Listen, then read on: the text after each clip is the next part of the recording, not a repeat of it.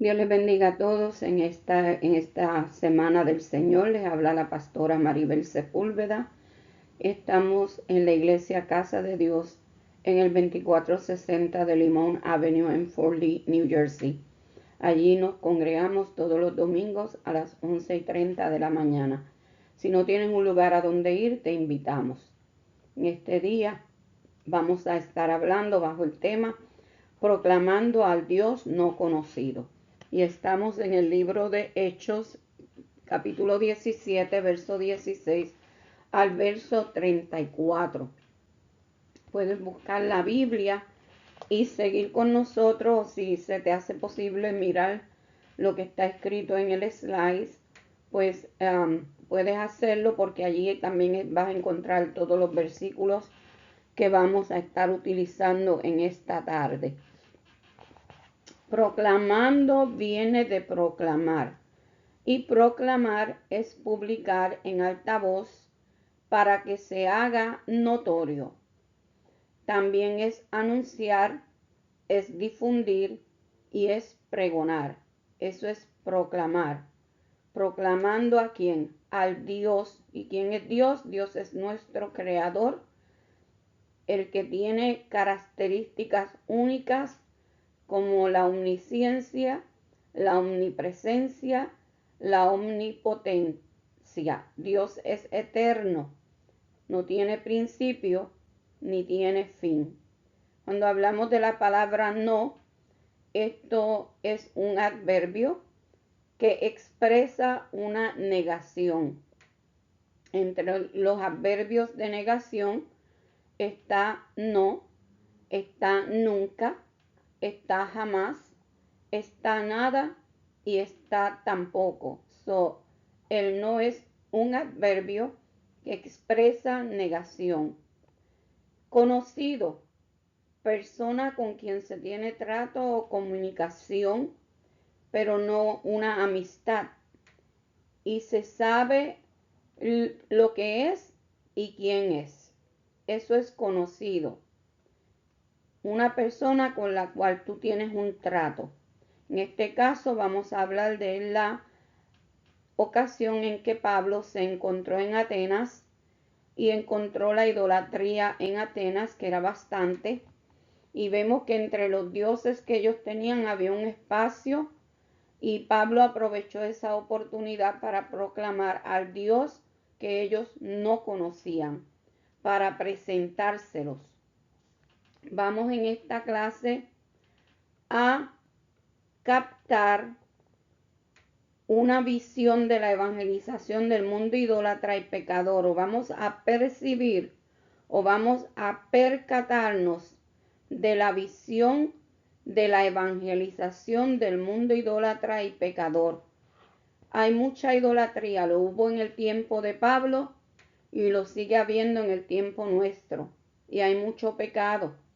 El pecado aparta al hombre de Dios, la idolatría lo aparta aún peor, porque están negando la existencia de Dios y adorando a ídolos. Vamos a recordar que hasta los más sabios de este mundo necesitan oír el Evangelio. La Biblia dice que por cuanto todos pecaron, están destituidos de la gloria de Dios. Todos necesitan oír de Cristo. Todos necesitamos las buenas nuevas de salvación.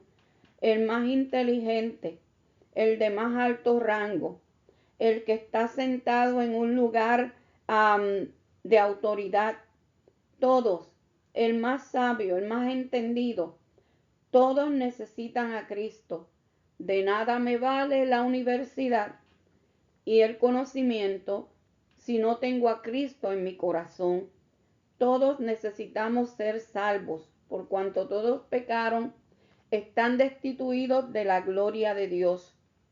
Vamos a hacer de Cristo el tema central de sus pensamientos y de su vida. Y esto es un reto, porque el tratar de hacer que Cristo sea el tema central de los pensamientos y de la vida de alguien es un reto. Ahora tenemos que pedirle a Dios cómo lo vamos a lograr, cómo lo vamos a hacer, cómo yo voy a llevar el mensaje a esas personas que están atadas, cómo yo voy a llevar el mensaje a esas personas que viven bajo idolatría. Cristo nos va a dar la sabiduría y el entendimiento para llevar ese mensaje y hacer que el pecador llegue a Cristo. Vemos también que en el objetivo 1 dice que hay que captar una visión de la evangelización del mundo idólatra y pecador. Y cuando hablamos de esa visión, estamos hablando de que es el sentido que permite al ser humano percibir y procesar información visual de su entorno. Bendito sea el Señor. Vemos como Pablo aprovechó la oportunidad de predicarle a ellos a un Dios que no conocían. También la visión, bendito sea el Señor, es lo que te va a ayudar a hacer el trabajo del Señor. El pensamiento central dice que el celo del Espíritu Santo hace que el corazón del cristiano se sienta conmovido al ver la idolatría y el abandono en que viven aún los que parecen ser los más sabios de este mundo. Cuando hablamos de este celo, es ese cuidado, esa diligencia, ese esmero, ese interés. Y el celo, aunque nosotros también sabemos que puede ser una emoción intensa que se experimenta cuando hay un deseo exagerado de poseer de forma exclusiva a la pareja, ¿verdad? Bendito sea el Señor, eso es un celo enfermizo. Aquí estamos hablando de ese celo que cuida, de ese celo que tiene esmero, de ese celo que tiene interés, el celo del Espíritu Santo.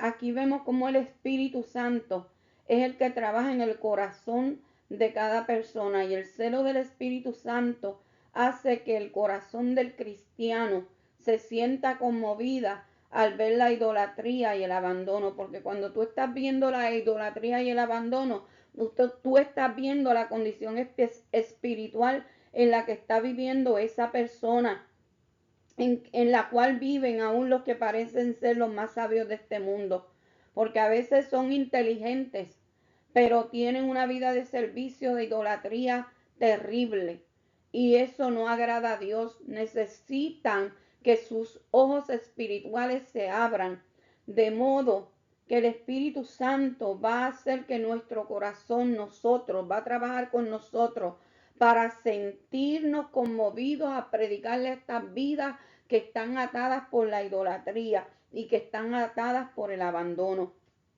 El texto áureo dice: pero Dios, habiendo pasado por alto los tiempos de esta ignorancia, ahora manda a todos los hombres en todo lugar que se arrepientan.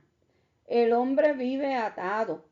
Bendito sea el Señor. El hombre vive atado. Y aunque este verso lo vamos a ver dentro de la clase, bendito sea el Señor, el que toma la iniciativa para acercarse al hombre es Dios. Dice que Dios, bendito sea el Señor, habiendo pasado por alto los tiempos de esta ignorancia, manda a los hombres en todo lugar que se arrepientan.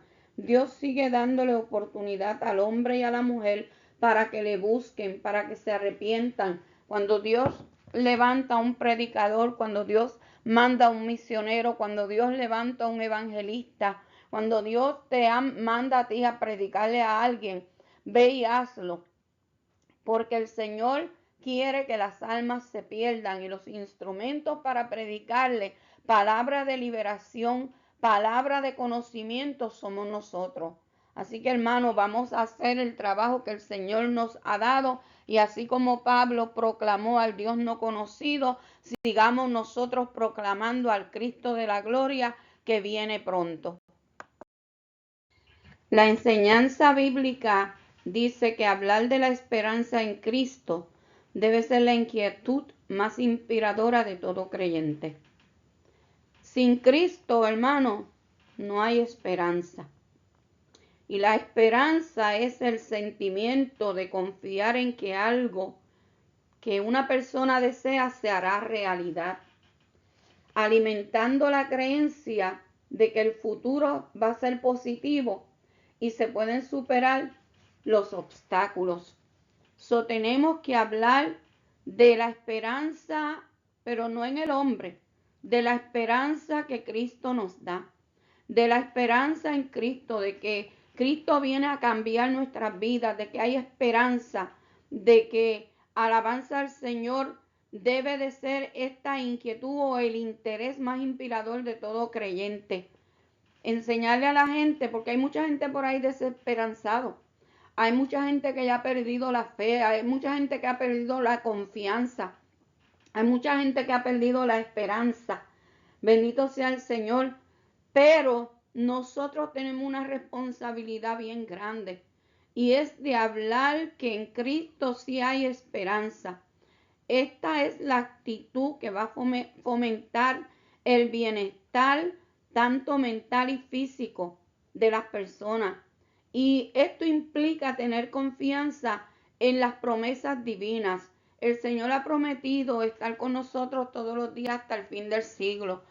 Tenemos que esperar en el Señor, hay confianza, hay que decirle al mundo que en Cristo hay promesa, que Él murió en la cruz del Calvario, pero resucitó de entre los muertos y que solamente a través de Cristo se encontrará la vida eterna. Tenemos que seguir haciendo el trabajo. Ahora en esta lección nos encontramos, Pablo se encuentra en Atenas. Hubieron unas situaciones en los sitios donde ellos fueron a predicar, como siempre se levantaban los judíos y tuvieron que sacar a Pablo y llevarlo a Atenas. Vemos que cuando Pablo llega a la ciudad de Atenas, esto era la capital cultural de Grecia, de los griegos de aquellos tiempos, él se llenó de una consternación tremenda, porque ahí donde esperaba encontrar la escena de que la gente era sabia del saber y lo más elevado del pensamiento humano, lo que encontró fue otra cosa. Encontró estupor, insensatez, encontró idolatría y encontró pecado. Ahí era donde siglos atrás había brillado la luz de la filosofía y la sabiduría de los griegos, y ahora solamente él encuentra que ahí lo que hay es confusión de los distintos grupos. Materialismo, había libertinaje y un torbellino de ideas desde las más cerradas como los estoicos. Encontró dos grupos allí, uno eran los estoicos y otros eran los epicúreos. Los estoicos tomaron el nombre de Stoa Poikile, donde Zenón enseñaba. Esta gente eran panteístas, racionalistas y fatalistas. Promulgaban la supremacía de lo racional y la autosuficiencia personal. Estos eran los estoicos. Los epicúreos llevaban el nombre de Epicurro, cuyo sistema ético presentaba el placer como lo más digno para lograr una vida tranquila, libre de penas, pasiones excitantes y terrores supersticiosos. Creían que la muerte era el fin de todo. Y así hay mucha gente hoy día. No tienen que ser, bendito sea el Señor, epicúreos, porque mucha gente sigue creyendo que hay que disfrutar la vida, que hay que gozar la vida, porque cuando se mueren todo se acaba. Vemos que hay mucha gente con estas mismas creencias de los epicúreos en el día de hoy. Vemos que Pablo, después de luchar por evangelizar a los judíos y vio la indiferencia de ellos hacia el evangelio, se dedicó entonces a hablarle a los griegos, a los gentiles.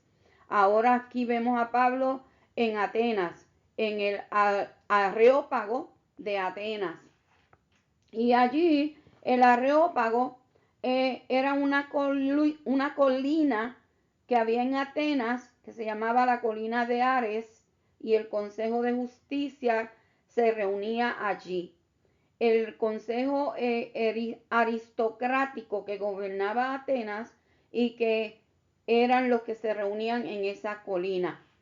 Vemos que ahora él está allí y desde ese Areópago pronunció uno de los discursos más ilustres registrados por el escritor Lucas.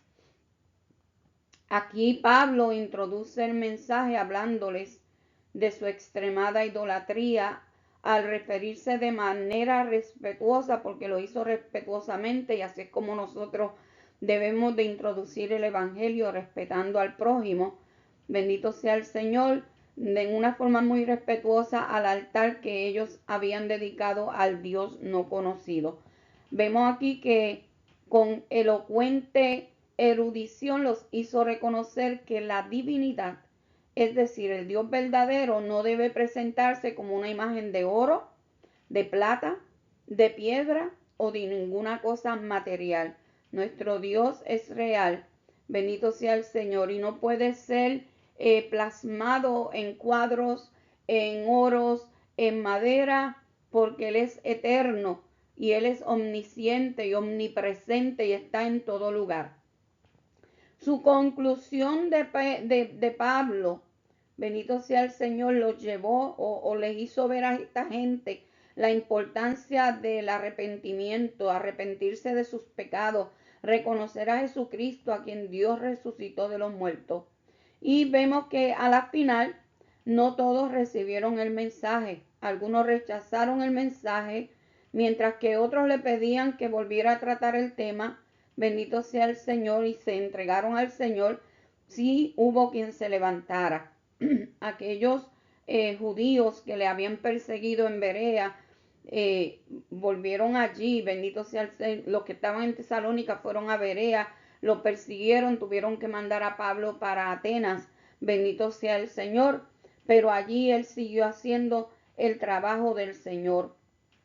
Mucha gente, esto va a pasar con nosotros. Vamos a predicar el mensaje, muchos lo van a recibir y otros lo van a rechazar. Eso siempre ha sido así. Hoy vamos a entrar en esta clase que habla de este poderoso mensaje que el apóstol Pablo trajo al Areópago en Atenas a todos aquellos griegos que se encontraban en ese lugar. La parte número 1 de este tema se titula El sentir de un verdadero creyente. El sentir de un verdadero creyente, y estamos en Hechos 17. Vamos a estar versos 16 al 18. La parte A dice: ante un pueblo entregado al pecado y a la idolatría. Verso 16, que lee de la siguiente forma: mientras Pablo los esperaba, leemos en el nombre del Padre, del Hijo y del Espíritu Santo. Mientras Pablo los esperaba en Atenas, su espíritu se enardecía viendo la ciudad entregada a la idolatría. ¿A quién era que estaba esperando? Estaba esperando a Silas y al equipo misionero que andaban con ellos. Estaba compuesto por Pablo, Silas y Timoteo. Bendito sea el Señor, ya que habían estado predicando en Berea, como dije anteriormente. Allí muchos creyeron al Señor y muchas mujeres griegas de distinción en esos lugares y muchos hombres creyeron al Señor, pero ahí fue que llegaron los judíos para alborotar, y ahí fue donde sacaron a Pablo y lo llevaron para Atenas, mientras que Silas y Timoteo se quedaron en Berea. Vemos que aquellos judíos que eran fanáticos los habían perseguido en Tesalónica y fueron los que se dirigieron a Berea para incitar a la gente, sabiendo que la vida de Pablo podía estar en peligro, ¿verdad? Y de aquellos misioneros, los hermanos de Berea se llevaron a Pablo a Atenas, mientras que Timoteo y Silas se quedaron en Berea, pero posteriormente se unieron a Pablo. Nosotros lo podemos ver en Primera de Tesalonicenses, capítulo 3, verso 1, que lo voy a leer. Bendito sea el Señor. Primera de Tesalonicenses, capítulo 3, verso 1, dice así: por lo cual, no pudiendo soportarlo más, acordamos quedarnos solos en Atenas. ¿Ve? Esto fue lo que le pasó a Pablo. Bendito sea el nombre del Señor. Así que ellos tuvieron lucha con estos judíos que siempre estaban en contra de la predicación del Evangelio de Jesucristo. Vemos aquí que Pablo, aunque en sus planes no estaba el ir a visitar a Atenas, la Biblia dice que a los que aman a Dios todas las cosas obran para bien. Involuntariamente fue llevado allí, porque no era quizás su deseo ir a Atenas en ese momento, pero tampoco él desaprovechó la oportunidad que tenía de predicar el evangelio en la ciudad cuna y centro de la cultura griega. Ahí fue donde Dios le llevó. Cuando Pablo llega a Atenas, vemos que ya Atenas no era la misma Atenas de la cual se mencionaba en siglos pasados. Ya Atenas había perdido su imperio y su riqueza. La población probablemente se acercaba a unos 10,000 habitantes, pero tenían un glorioso pasado en el que continuaban viviendo. Los templos y los santuarios tenían que ver con la adoración de los dioses griegos. Y se dice que había más estatuas de dioses en Atenas que en todo el resto de Grecia. Todo el conocimiento, la cultura y la filosofía que hacían famosa Atenas no la habían podido sacar del paganismo que la situaba a la par de la tribu más remota e incivilizada. Eran muy idólatras. Vemos que esto hizo que el espíritu de Pablo fuera provocado, ¿verdad? ¿A qué? A hacer un cambio. A veces hay cosas que nos inquietan a hacer instrumentos de cambio. Pablo ahora tenía que ir contra ese sistema pagano e idólatra, pero al mismo tiempo él sentía una profunda compasión por la condición espiritual de aquellos atenienses. La parte B dice: ante un mundo religioso y filósofo, pero sin fe. El sentir de un verdadero creyente ante un mundo religioso y filósofo, pero sin fe. Versos 17 y 18 que dicen así: así que discutía en la sinagoga con los judíos y piadosos, y en la plaza cada día con los que concurrían. Y algunos filósofos de los epicúreos y de los estoicos disputaban con él, y unos decían: ¿qué querrá decir este palabrero? Y otros: parece que es predicador de nuevos dioses, porque les predicaba el evangelio de Jesús y de la resurrección. Vemos aquí que Atenas necesitaba escuchar el mensaje. Vemos que Pablo había sido llamado a predicarle a los gentiles y Dios lo había llevado ahí a Atenas. Tenía que predicar el mensaje y Atenas necesitaba escuchar ese mensaje. Vemos que aunque Timoteo y Silas no habían llegado todavía, el apóstol comenzó su ministerio entre aquellos judíos y gentiles, aprovechando las reuniones en la sinagoga los días de reposo. Vemos que es casi seguro que el número de judíos y piadosos, gentiles, adoradores de Dios en aquella ciudad no era tan grande. Pablo pensaba, porque había mucha idolatría. Pablo presentaba aquí el evangelio en el agora o en la plaza de la ciudad, centro de la vida social e intelectual, y donde maestros y discípulos se reunían a discutir temas filosóficos. Pablo no le tenía miedo a nada. Él se enfrentó a esos maestros, a esos filosóficos, o cualquier idea nueva que apareciera. Vemos que también Lucas menciona a estos dos grupos en particular, a los epicúreos y los estoicos, porque eran dos escuelas filosóficas que ellos eran los que monopolizaban el pensamiento de Atenas en ese entonces. Los epicúreos, con su enseñanza de que el principal fin del hombre es el placer, y los estoicos con su ensalzamiento del yo y su consiguiente orgullo humano, estaban muy lejos de la verdad del evangelio. A estos dos grupos se enfrenta Pablo, y algunos de ellos, cuando escucharon a Pablo hablar, se refirieron de Pablo de manera despreciativa como un palabrero.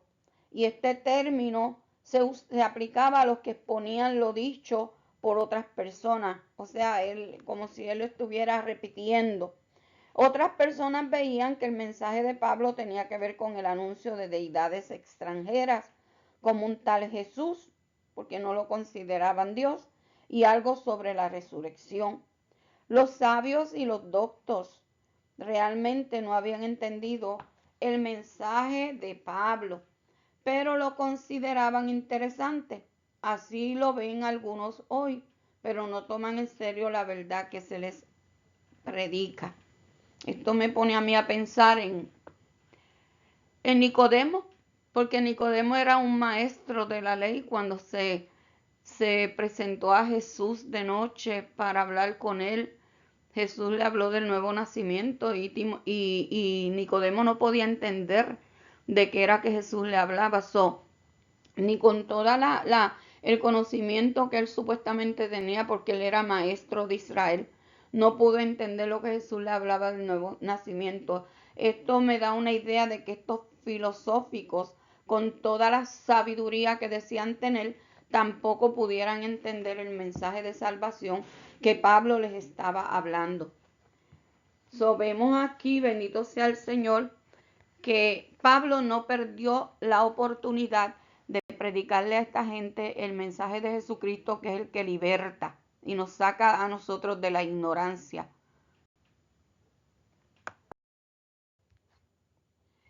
Ahora entramos a la parte 2 y aquí vamos a ver los versos 19 al 29. Este tema es la ocupación de un inconverso.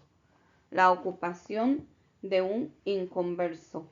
La parte A dice la ocupación de un inconverso en satisfacer su vana curiosidad. Vamos a leer los versos 19 al 23 en el nombre del Padre, del Hijo y del Espíritu Santo. Amén. Tomándole, le trajeron al Areópago, diciendo: ¿podremos saber qué es esta nueva enseñanza de que hablas? Pues traes a nuestros oídos cosas extrañas. Queremos pues saber qué quiere decir esto, porque todos los atenienses y los extranjeros residentes allí en ninguna otra cosa se interesaban sino en decir o en oír algo nuevo. Entonces Pablo, puesto en pie en medio del Areópago, dijo: varones atenienses, en todo observo que sois muy religiosos, porque pasando y mirando vuestros santuarios, hallé también un altar en el cual estaba esta inscripción: al Dios no conocido, al que vosotros adoráis, pues sin conocerle es a quien yo os anuncio.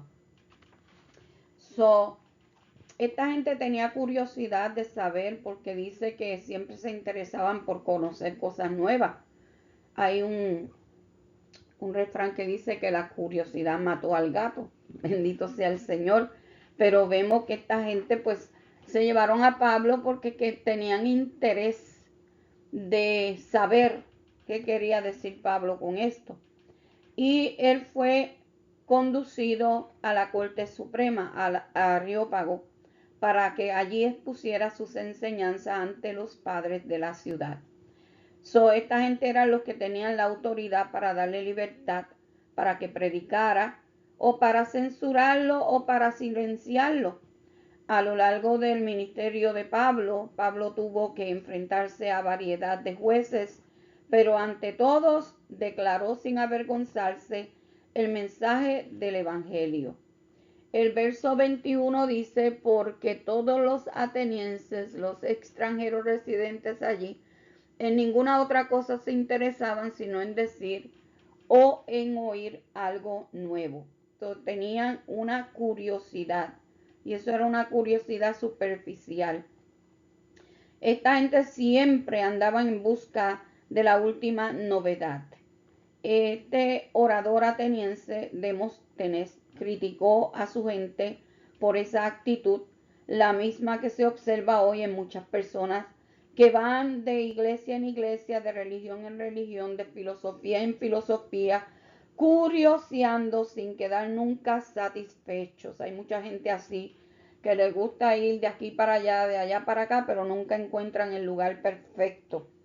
Ante las preguntas que esta gente estaba haciéndole, Pablo se dirige cortésmente al auditorio, a su auditorio, y empezó a expresarle su admiración al encontrar que entre múltiples altares a los dioses habían reservado uno que decía al Dios no conocido. So, vemos la sabiduría inmensa que Pablo utiliza para predicar a Jesucristo en medio de esta gente.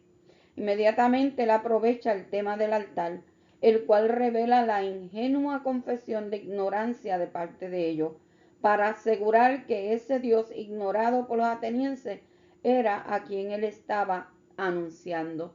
So, la forma como Pablo trae la palabra es una forma increíble, y así es como nosotros tenemos que pedirle a Dios sabiduría para poder llegar a diferentes personas con el mensaje de Jesucristo, que nos dé sabiduría para llegar al incrédulo, aquel que no cree. De alguna forma hay que predicar este evangelio. La parte B dice la ocupación de un inconverso en creer y adorar lo que no conocen. Vamos a leer versos 24 al 27, que dice así: el Dios que hizo el mundo y todas las cosas que en él hay, siendo Señor del cielo y de la tierra, no habita en templos hechos por manos humanas. Así es como Pablo comienza a hablarles. Ni es honrado por manos de hombres, como si necesitase de algo, pues Él es quien da a todos vida y aliento a todas las cosas. Y de una sangre ha hecho todo el linaje de los hombres, para que habiten sobre toda la faz de la tierra, y les ha prefijado el orden de los tiempos y los límites de su habitación, para que busquen a Dios, si en alguna manera, palpando, puedan hallarle, aunque ciertamente no está lejos de cada uno de nosotros. Mire qué tremendo como Pablo comienza esta predicación, la forma sabia de Pablo hablar. So, aquí él comienza hablándole de la naturaleza de Dios y la responsabilidad del hombre. El hombre tiene una responsabilidad hacia su creador, hacia su hacedor. Primeramente, Pablo se refiere a Dios como el creador de todas las cosas. So, ellos estaban acostumbrados al politeísmo, pero Pablo le está hablando del monoteísmo, un monoteísmo puro, en contraste con aquel materialismo estéril de los epicúreos y la nebulosa alma espiritual de los estoicos. Aquí él está presentando al Dios creador y vivificador. Consecuentemente, no puede morar en el sentido de circunscribir su presencia a un solo lugar, porque Él es omnipresente. En templos materiales mucho menos. El templo de Jerusalén era un símbolo para recordar la presencia de Dios en medio de su pueblo. Lo vemos en Primera de Reyes 8, 27 y 28.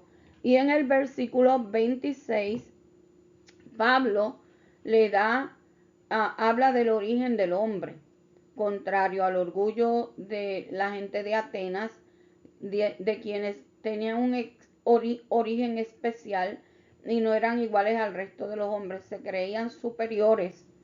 Pablo se refiere a la unidad de la raza humana cuando él dice: y de una sangre ha hecho todo el linaje de los hombres. So, Pablo está tratando de traer a esta gente a la realidad. En este mundo no hay nadie más grande que otras personas. Todos somos iguales ante los ojos de Dios.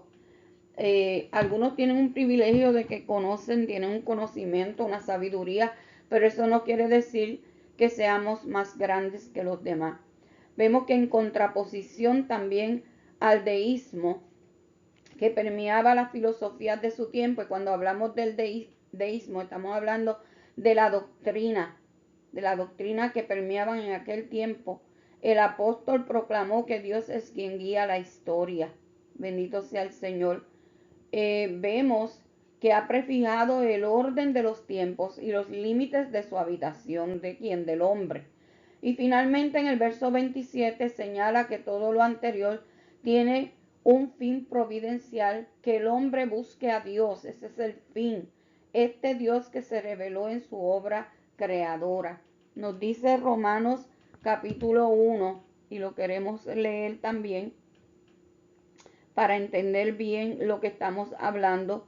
En el verso 19 y 20 dice la palabra, porque lo que de Dios se conoce les es manifiesto, pues Dios se lo manifestó, porque las cosas invisibles de Él, su eterno poder y deidad, se hacen claramente visibles desde la creación del mundo, siendo entendidas por medio de las cosas hechas, de modo que no tienen excusa. El hombre tiene que saber que nosotros, hermanos, dependemos de Dios. Dios es el creador de todas las cosas. Bendito sea el Señor. Aquí vemos que hay algo que se llama la voz de la conciencia. El ser humano tiene una conciencia y esa conciencia está latente en cada uno de nosotros. Vemos que Pablo los está tratando de llevar a concientizarse de que nosotros tenemos que darle reverencia a ese Dios al que creó todas las cosas. Vemos que Pablo habló una palabra sabiamente ante aquella gente que era idólatra y él sabía con qué clase de personas estaba tratando en ese momento. En la parte C se va a hablar también de la ocupación de un inconverso en falsedades y mentiras humanas. Versos 28 y 29 que lee de la siguiente forma. Seguimos con el mensaje. Porque en él vivimos y nos movemos y somos como algunos de vuestros propios poetas también han dicho, porque linaje suyo somos. Ahora les menciona a sus poetas.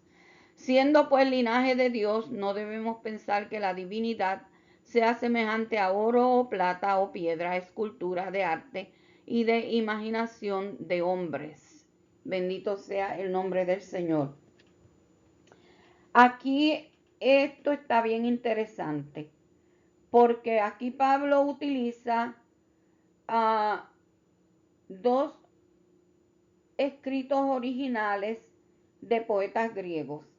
La primera fue de Epiménides y la segunda de Erato.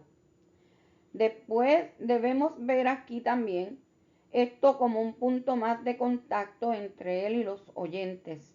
Estaba tratando con gente sabia, pues a veces a la gente que es sabia hay que hablarle de los filósofos, de la gente que ellos conocen. Bendito sea el Señor. Y a veces decimos, es que yo no sé predicar, Señor, ¿qué hago? Yo no sé hablar, pero mira, cuando tú te metes con Dios, Dios te da las palabras, te da la filosofía, te da el conocimiento, hermano. Bendito sea el Señor. Y Él hace que la gente entienda. Y no como Pablo, vemos aquí que este sugerimiento de Pablo se debe pensar en Dios en términos, no que se debe de pensar en Dios en términos del politeísmo griego o del panteísmo estoico, ya que los poetas están haciendo referencia a Zeus. O sea, esto no lo vamos a aplicar, pero Pablo tomó una cita, citó una parte de los poemas de estos hombres. En esta parte del mensaje subraya la relación esencial de los hombres con su creador. Él es el Dios absoluto a quien debemos nuestra existencia. Somos su descendencia y en ese sentido todos somos linaje de Dios. No obstante, esas declaraciones que Pablo trae aquí, tenemos que tomar en cuenta que hay una gran diferencia entre ser criaturas de Dios y ser hijos de Dios. Es una necedad, pues querer encejar a Dios, limitarlo y hacerlo descender a los niveles humanos, dejando a un lado su realidad, pues lo material, por artístico que sea, es completamente inadecuado para representar a Dios. Aquí es donde está el error de la idolatría en todas sus manifestaciones y su ineficacia como medio de adorar al Dios vivo. Tú no puedes querer adorar a Dios a través de un ídolo. Mucha gente cree que orándole a un ídolo están adorando a Dios y están totalmente equivocados. Dios no comparte su gloria con nadie. Bendito sea el Señor. Dios no comparte su gloria con un pedazo de madera que de momento lo convirtieron en una imagen. Nuestro Dios es un Dios poderoso, es un Dios que no lo vemos pero lo sentimos. Pablo explica esto más detalladamente en Romanos capítulo 1, versos 18 al 32. Romanos capítulo 1, verso 18 al 32, donde Pablo dice: porque la ira del Dios se revela desde el cielo contra toda impiedad e injusticia de los hombres que detienen con injusticia la verdad. Porque lo que de Dios se conoce les es manifiesto, pues Dios se lo manifestó. Porque las cosas invisibles de Él, su eterno poder y deidad, se hacen claramente visibles desde la creación del mundo, siendo entendida por medio de las cosas hechas, de modo que no tienen excusa. Pues habiendo conocido a Dios, no le glorificaron como a Dios, ni le dieron gracias, sino que se envanecieron en sus razonamientos, y su necio corazón fue entenebrecido. Profesando ser sabios, se hicieron necios. Eso es lo que hace la idolatría. Y cambiaron la gloria del Dios incorruptible en semejanza de imagen de hombre corruptible, de aves, de cuadrúpedos y de reptiles, por lo cual también Dios los entregó a la inmundicia en las concupiscencias de sus corazones, de modo que deshonraron entre sí sus propios cuerpos. Y podemos seguirlo leyendo, pero vemos, hermanos, que Dios, bendito sea el Señor, no necesita, mi alma alaba al Señor, un ídolo, bendito Dios, porque Él no es un pedazo de madera, Él no es un material de oro. Dios es Dios y Dios no comparte su gloria con nadie. Eso vemos como Pablo sabiamente le trae este pasaje a estos atenienses y los está confrontando. Bendito sea el Señor. Vemos que los versos 18 al 32 de Primera de Romanos, ese pasaje, si usted lo lee con calma, se conoce como la descripción de la depravación humana. ¿Hasta dónde ha llegado el hombre? ¿Hasta qué bajeza ha llegado el hombre negando la existencia de Dios y cambiándola por la creación? La parte número 3, y ya con esto terminamos, ¿verdad? Con estas partes, habla de la respuesta del que escucha el Evangelio. Hechos 17 del 30 al 34. La parte A dice arrepentirse y creer en Jesucristo. La respuesta del que escucha el Evangelio es arrepentirse y creer en Jesucristo, versos 30 al 31, que leen de la siguiente forma. Pero Dios, habiendo pasado por alto los tiempos de esta ignorancia, ahora manda a todos los hombres en todo lugar que se arrepientan. Ese es el llamado que Pablo está haciendo. Por cuanto ha establecido un día en el cual juzgará al mundo con justicia por aquel varón a quien designó, dando fe a todos con haberle levantado de los muertos. Nuevamente les está presentando ahí al Cristo que murió pero que resucitó.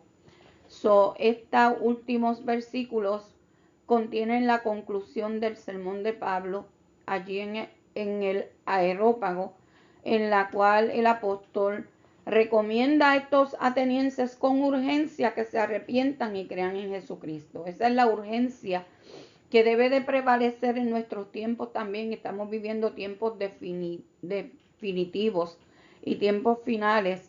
Y el hombre tiene que arrepentirse y tiene que volver al Señor.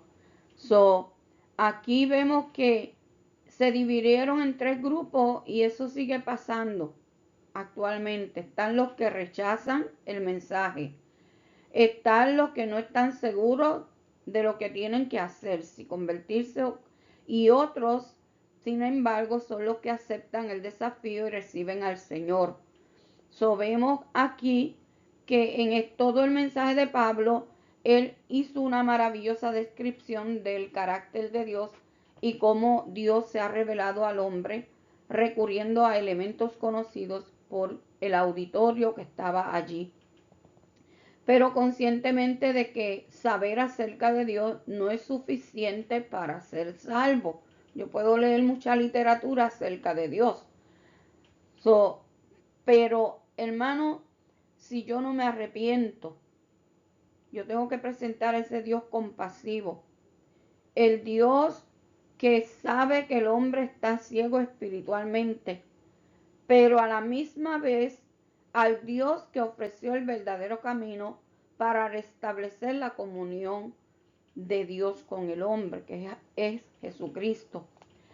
El deber de todos los que escuchan el Evangelio es arrepentirse, pues el que hoy se presenta como Salvador, un día va a ser el juez justo delante del cual todos tenemos que comparecer.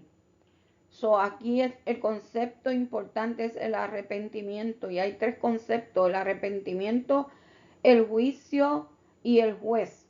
Seguramente cuando oyeron estas palabras, esto inquietó sus conciencias, las conciencias de los oyentes. Así que, como provocan malestar en quienes oyen este mensaje en nuestros días, quizá para los epicúreos, ¿verdad? Y para los estoicos, esto fue algo inquietante. Dice que los epicúreos buscaban la tranquilidad humana dentro de lo material. Los estoicos se gloriaban en su propio valor y no podían concebir la idea de tener que reconocer el fracaso de sus vidas en lo moral y espiritual. Es una lástima que la sabiduría humana y el conocimiento sean un lazo, un tropiezo para que el hombre con humildad y sinceridad se arroje en los brazos de Dios. Nuestro Dios es un Dios amoroso y es un Dios perdonador. La parte B habla de la respuesta del que escucha el Evangelio, tomar la decisión de servir al Señor. Verso 32 al 34, que lee así: pero cuando oyeron lo de la resurrección de los muertos, unos se burlaban y otros decían: ya te oiremos acerca de esto otra vez.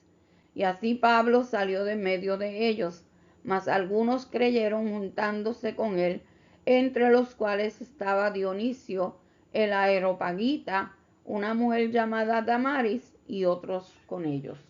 No todos, bendito sea el Señor, rechazaron, pero sí los ánimos de aquella gente, de algunos de ellos, se alteraron.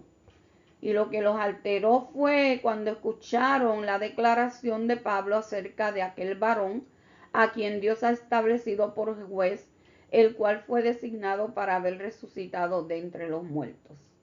Porque para los estoicos era fácil admitir la inmortalidad del alma en el sentido nebuloso e impersonal de su filosofía, pero la idea de la resurrección les resultaba absurda. 500 años atrás, un poeta ateniense había dicho que una vez que el hombre ha muerto no hay resurrección. Y esta gente quizá habían leído eso muchas veces.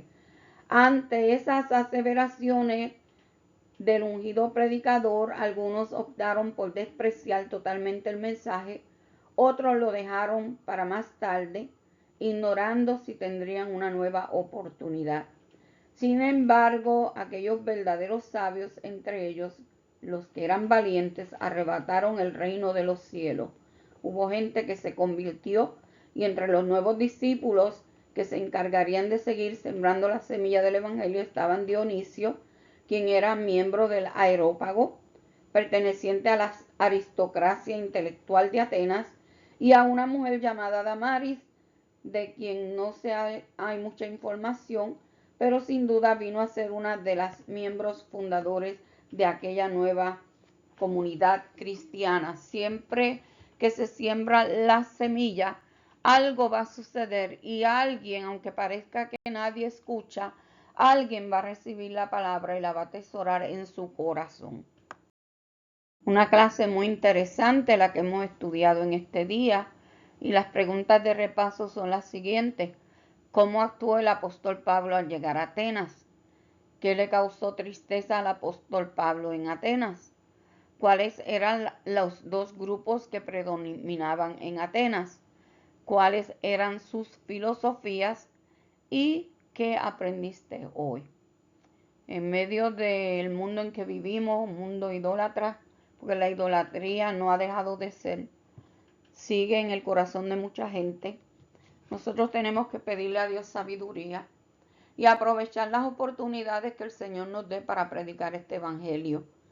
Así que pídele a Dios que te dé palabra, que te dé sabiduría, que te dé entendimiento para nosotros poder seguir haciendo el trabajo. Hay muchas almas que necesitan a Cristo. El tiempo está corto. Vamos a orar y a pedirle a Dios que nos ayude a todos. Padre, te doy gracias, Señor amado, por esta bendición que nos diste de poder predicar y hablar de tu palabra una vez más. Esta clase, Señor amado, que yo sé que va a ser de bendición para muchos de mis oyentes. Yo te pido en el nombre de Jesús que los bendiga. Te pido, Señor amado, que le des sabiduría a los hermanos cristianos, Padre Santo, aleluya, que están predicando tu palabra, para que ellos puedan traer tu palabra a un mundo que está perdido, a un mundo que está en idolatría, Señor amado, para que tornen su corazón a ti. Te pido, Señor amado, por aquellos oyentes que quizás no te conocen, si han escuchado esta palabra, yo te pido que tú abras su entendimiento, su mente, su corazón, y que ellos te acepten como su único y exclusivo Salvador. Sabemos que los tiempos son malos, son peligrosos, pero tú has venido a dar salvación.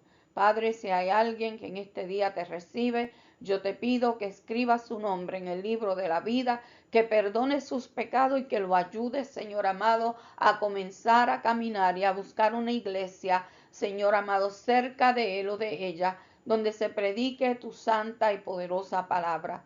Todo esto te lo pido en el nombre poderoso de Jesús. Amén. Dios te bendiga, amado, Dios te guarde y hasta la próxima. Si la próxima clase no la recibes a tiempo, voy a estar en un proceso quirúrgico, pero yo voy a hacer todo lo posible porque esta clase te llegue. Dios te bendiga.